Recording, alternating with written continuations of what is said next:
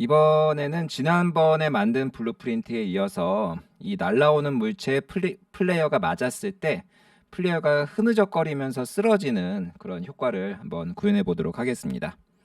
자, 지난번에 만든 블루프린트를 열어보면은 지금 이렇게 이 물체가 날라오는데 이 물체에다가 트리거라는 걸 하나 배치할게요.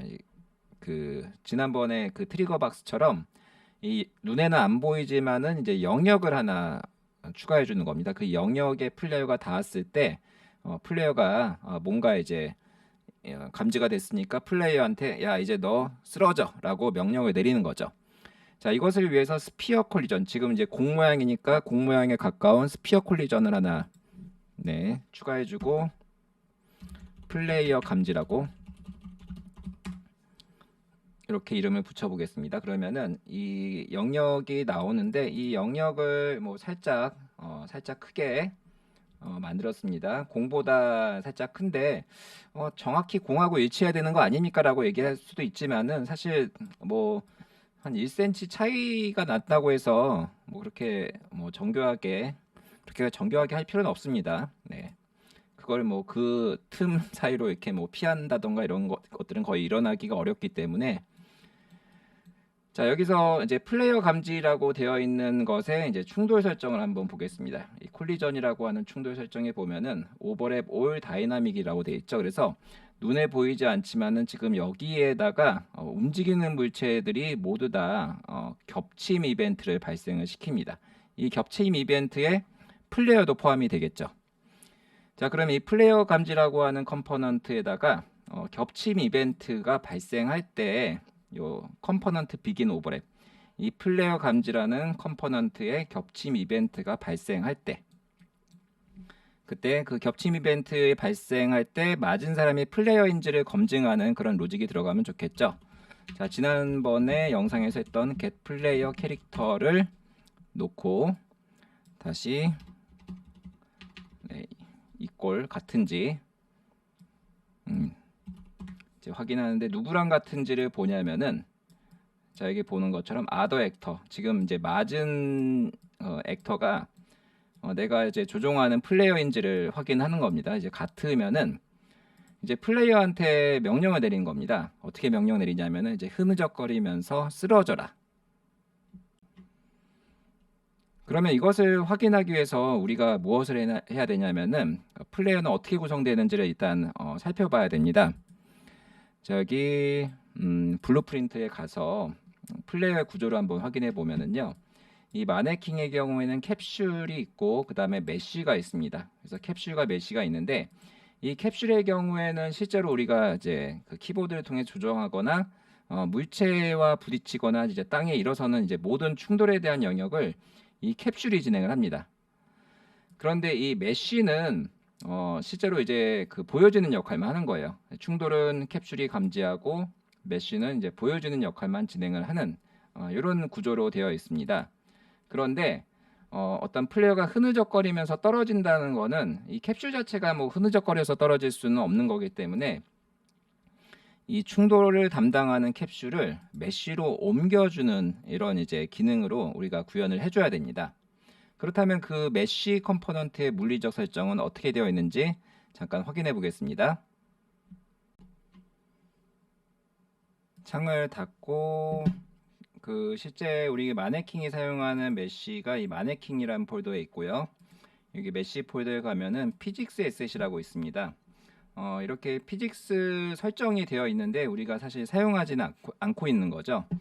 여기에서 시뮬레이터 옵션을 켜줍니다. 그러면은 보는 것처럼 이렇게 흐느적거리면서 이렇게 내려오는 것을 볼 수가 있는데 각각에 대한 이런 이제 그 관절들이 물리적 캡슐이나 이런 이제 기본 도형으로 이렇게 엮이면서 물리적 효과에 의해서 이제 본이 움직이면서 이렇게 애니메이션이 자동으로 이게 수행되는 것을 볼 수가 있는데요. 자, 여기서는 우리가 조금 더 시뮬레이션을 뭐 시프트 키를 누른 상태에서 우클릭으로 이렇게 드래그하면은 자, 이렇게 특정 관절에 대해서 어떤 식으로 움직이는지 시뮬레이션을 할 수가 있습니다. 자, 요 기능을 이제 그 날아오는 함정 그 물체에 딱 맞았을 때 이 기능을 활성화시켜 주자는 겁니다. 자, 다시 블루프린트로 돌아가서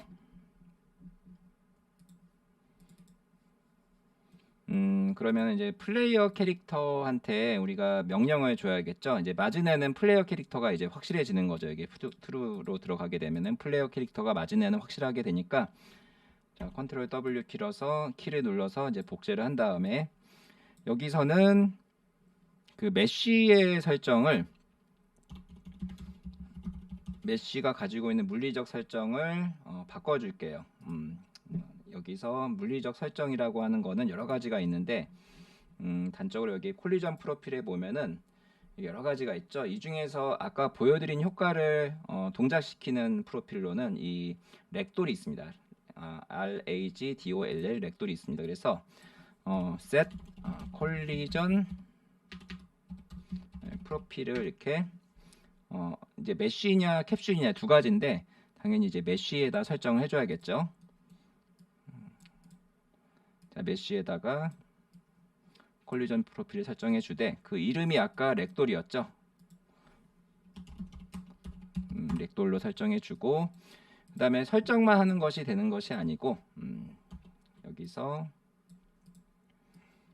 시뮬레이트 피직스를 켜줘야지 렉돌이 수행이 됩니다.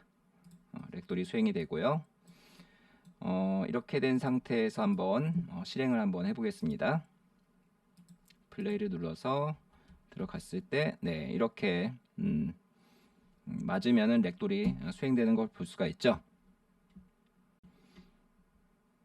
여기서 몇 가지 고려할 사항이 있는데, 일단 자, 맞았을 때